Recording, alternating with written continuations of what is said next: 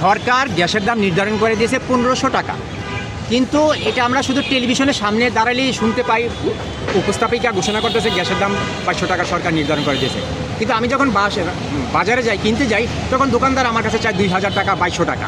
আমি গত মাসে কিনেছি, আমার কাছ থেকে 2200 টাকা নিয়েছে। তো এখন সরকার সত্য না ব্যবসায়ী সত্য?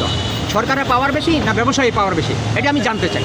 আমরা তো সরকার বানিয়েছি, সরকার গঠন করেছি, সরকার আমাদের মৌলিক অধিকারগুলো নিশ্চিত করবে, কিন্তু সরকার তো এখানে ব্যস্ত। সরকার না পারছে আমার শিক্ষা দিতে, না পারছে আমার স্বাস্থ্য নিশ্চিত করতে, না পারছে আমার বাসস্থান নিশ্চিত করতে, না পারছে আমার যে নিত্য প্রয়োজনীয় দ্রব্যমূল্যের ঊর্ধ্বগতির হাত থেকে আমাকে রেহাই দিতে। আচ্ছা, আপনি যে গ্যাস সিলিন্ডার কেন ব্যবহার করছেন? বাসায় কি গ্যাস নেই? না, বাসায় গ্যাস নেই, এই জন্য আমাকে গ্যাস সিলিন্ডার ব্যবহার করতে হয়। আর আমরা দেশের বাড়ি, গ্রামের বাড়িতেও থাকি, গ্রামের বাড়িতে এখন লাকড়ি ব্যয়বহুল, তাই গ্যাসের উপর আমরা নির্ভরশীল হয়ে পড়তে হয়েছে।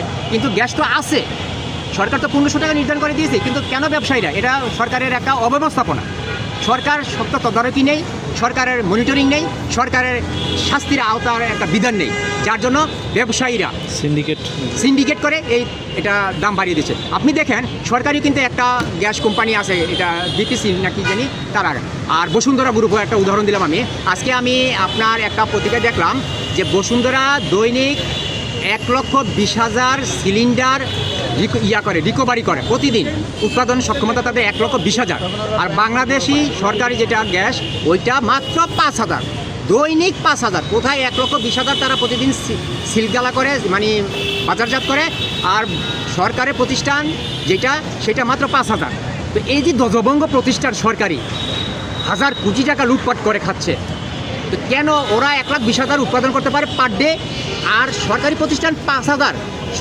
অক্ষমতাটা কোথায়? তা আমি সরকারের পক্ষে বলবো, এই যে যারা গ্যাস পেট্রোলিয়ামে বাংলাদেশ সিলিন্ডারে যারা সরকারিভাবে এই যে অদক্ষ দুর্নীতিবাদ, এই যে ধ্বজভঙ্গ প্রতিষ্ঠানগুলি, ধ্বজভঙ্গ কর্মকর্তাগুলি আছে, এদেরকে অপসারণ করুন। মানে বেসরকারি প্রতিষ্ঠানগুলি যদি দৈনিক লক্ষের উপরে উৎপাদন করতে পারে, সরকারি প্রতিষ্ঠান সেখানে 5,000 কীভাবে করবে? তাই আমি সরকারকে বলবো, অনতিবিলম্বে, এটা একটা সিন্ডিকেট, বেসরকারিগুলো উৎপাদন করতেছে দৈনিক 1 লক্ষ সিলিন্ডার, আর সরকারি করতেছে 5,000। মানে এখানেও তারা ঘুষ খাচ্ছে, দুর্নীতি করতেছে। তারা উৎপাদন বন্ধ করে রাখছে, তারা উৎপাদন বাড়িয়ে দিচ্ছে, বাস তাদের ইচ্ছা মতন তারা দাম রাখতেছে। সরকার এখানে ব্যর্থ। তা আমি বলতে চাই, ব্যবসায়ীরা কি এদেশের মেইন নাকি সরকার মেইন? ব্যবসায়ীরা পাওয়ারফুল না সরকার পাওয়ারফুল? এটা আমাদের জানতে ইচ্ছে করে। আমরা আগে একটা কথা শুনেছিলাম যে government of the people, by the people, for the people. এখন এটার সংজ্ঞাটা ভিন্ন হয়ে গেছে। এখন ব্যবসায়ীরা মনে করে গভর্নমেন্ট অফ দ্য ব্যবসায়ী, বাই দ্য ব্যবসায়ী, ফর দ্য ব্যবসায়ী। এখন ইউএনওরা মনে করে government of the UNO, by the UNO, for the UNO. সচিবরা মনে করে গভর্নমেন্ট অফ দ্য সচিব, বাই দ্য সচিব, ফর দ্য সচিব। পুলিশরা মনে করে আমরাই সরকার গঠন করছি, government of the police, by the police, for the police.